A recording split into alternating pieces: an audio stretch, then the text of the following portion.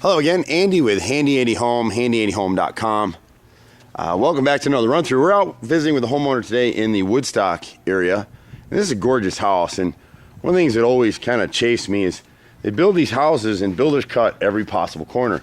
You don't realize that when you buy the house, but one of the things that comes up on so many of our projects, this house has a lot of rotted trim, and part of the reason for it is poor caulk, poor paint.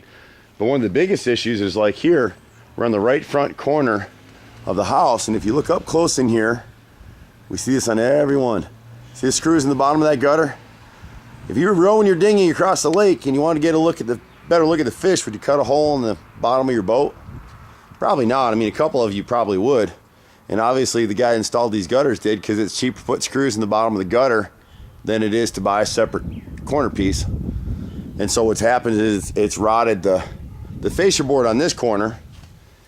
But then when you get up to the upper corner here, the upper right corner, just over this front porch, you'll be able to zoom in here in a second, and you can see it's the same thing. So here it's the fascia and the soffit. So he's got a number of spots around the house. The left front side of the house here, he's got the same issue. On the right corner, same thing, gutter leaked, hit the soffit and the fascia right there. So one of the things we do, obviously, is we seal the gutters. We'd love to install separate corner pieces, but it's for the expense of it, probably not worth it. These gutters are 5-inch gutters. He really should have had 6-inch gutters on this house anyway. Again, the builder cheated just a little bit, and the homeowner ends up paying for it. He's got a new roof on here, and they put drip guard, so he's getting quality contractors to come out and do that, because you just typically don't see drip guard on roof installs anymore. At the front porch, both of these railing sections weren't done right. This was done with whitewood, so this should have been pressure treated. None of it is. You can see what happened to it. It just totally rotted out. So we'll replace wood here if he wants us to. We've written it all up. The bottom railing right here, the cap, the top cap, the two bottom 2x4s, and the left outside 2x4. We'll replace those materials with pressure treated. On the right side, it's the same thing. The two bottom 2x4s, the top and bottom cap, and on here he's got 7 2x2 spindles. They'll all be pressure treated, and the trick with pressure treated is you just need to let it set up for about 4 months secure, and then we can come back and paint it. And then he'll really want to replace these posts and extend them down into the ground and set them in concrete. When you're adhering to the sides of the steps like this, it's really hard to make for a tight installation, and they don't have a way to set a post in the ground. So you'd have to run a post in the middle or run a post on the end and set it down in the concrete is the best thing we can do there. The other thing he's got going on, a couple of these on this corner, the right front porch post column right here, you can see again they use whitewood, which is fine, but it should have been back primed all around. We get into these debates all the time. So here we'd replace the bottom base all the way around and the cap on top. The boys, when they're here, will check when they have the ladders and stuff out. I can only do so much from the ground. They'll check everything else out while we're here. We get into this debate an awful lot about using vinyl materials or hardy trim boards. We're just dead set against it, and it's not because it creates work for us. It's that if you put hardy trim or vinyl trim on your house and it doesn't rot, to let you know, like this homeowner now knows, hey, I've got a problem, I've got a bunch of expensive repairs to make in my house.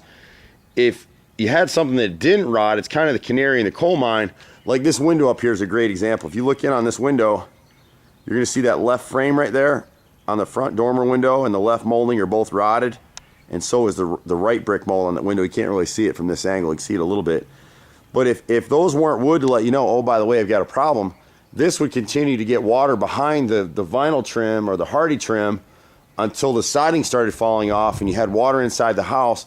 Now instead of a $150 repair, you might have a $25,000 repair. And we've seen that happen. So for my money, even on all my own personal homes, I own a lot of rental properties and investment properties, we only use prime trim. And sometimes caulk fails or something happens here. On the downspout by the garage here, we can just extend a downspout extender and notch it so it drains down the driveway and get it out of here. Because every time it rains now, it's just eroding this area for him. And these are things he can do it in stages. He can do it at one shot. The left corner brick mold here on the garage door is rotted.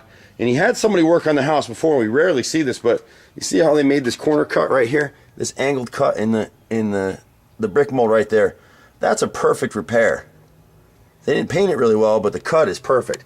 And that's what we do. You never see that. But we're one of the few contractors That's how we make all of our repairs. The replacement pieces are back primed and sealed so they won't rot out. This side here is nothing really going on the right side of the house. It's a great house. He's got a couple dog ears on that front dormer. I didn't show that in the video, but it's the same thing right here. If you look at this upper left dog ear right here, and this is just hard to repair where it is. So the builder's subs used a piece of 1x6 or 1x8 and scab pieces in to make a triangle. We would use a section of 1x12, one solid piece, so it's not going to rot like that ever again. The trim over here is all in pretty good shape. As we're going around the back of the house, we get to this dormer up here. Well, it's actually down at the door, the basement door down here. You should always have a threshold support under these doors. So you can see here they took it away for some reason, because every time you step on this threshold, you're pulling it away from the frame and it's going to rot it out.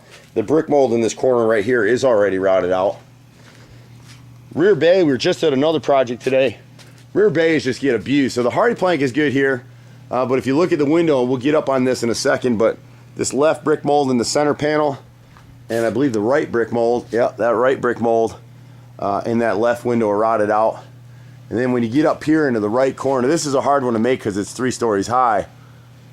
Right up in here, you can see the gutter leaked and that fascia board is rotted all along that edge, and so is the soffit. So it's just, that one's a little more expensive to make that repair just because of the height and trying to do the work. But we do it all the time. You know, things to look for when you've got houses like this, you got contractors coming out. Don't go with the cheapest guy. That's always a mistake. He won't be in business the next time you call him for warranty work. It just doesn't work that way. We've been out here 25 years. He needs to start thinking about at least repainting his trim. We can give him a price to do that, or he can get somebody else, whatever y'all wants to do with that. Right side's in pretty good shape. When you're dealing with gutters, always hire the guy that's going to hang with hidden hanger screws. Spikes work their way out. This gutter's hung with spikes. Pay the guy extra to do a corner piece. If you're building a home, we get a lot of customers of ours that trade up and they build a new home. They'll have us come out, walk it for them. Pay your subs a little bit extra. Spec a better paint. Sherwin-Williams, Duration, or Emerald are great products. If this house had been built that way, we wouldn't be visiting with this homeowner today. And that's kind of what stinks, because people pay good money for these houses and they really don't expect to have to come back in 4 to 10 years time and start replacing stuff. You can see where his trim is just starting to chip up. So if he can get to these windows now, these are wooden sash windows, and if you look at the sash and the frame, it's 4 pieces of wood that come together, and there's a little joint right in there. See that line at the bottom? Right in this area, right, if I can get right there, right up in there. They're never caulked and sealed with painters. You gotta caulk those first and then paint them, otherwise these windows will rot out. We're the only company I know of that'll actually make those repairs. The one piece we missed on here, I think, we'll come back to it. I've been doing this for 25 years in Atlanta, 4th generation contractor. When you look at the dog ears on the front dormer, they're both rotted out, and you can't see it as well there. Excuse me. It's built up out of 2 or 3 pieces of wood. This one's out of 3. That one in the left corner over there is out of 2.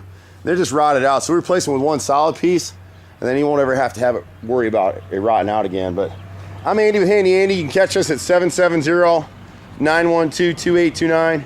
Been out here a long time.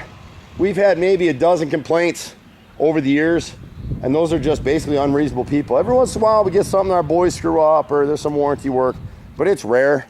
We've got good guys here, and they've been with us a long, long time, most of them. But we pretty much do everything. We do a lot of realtors getting ready to sell your house. Let us know if you get an inspection report, send it to us. We do half our business is that kind of work. Pretty much do everything. You can catch us at 770-912-2829. I'm Andy. I'll be here for at least the next 20 or 30 years, I would imagine.